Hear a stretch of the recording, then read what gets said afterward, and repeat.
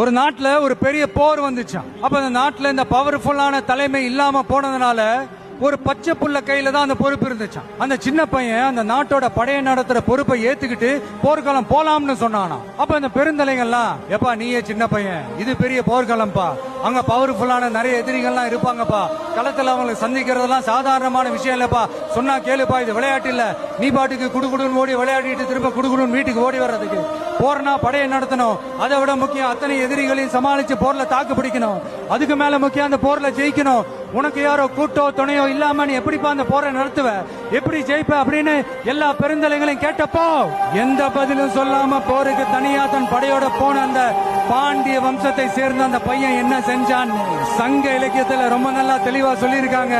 படிக்காதவங்க படிச்சு தெரிஞ்சுக்கங்க, இல்லைன்னா படிச்சவங்க கிட்ட கேட்டு தெரிஞ்சுக்கங்க. ஆனா கெட்ட பையன் சார் அந்த சின்ன பையன்.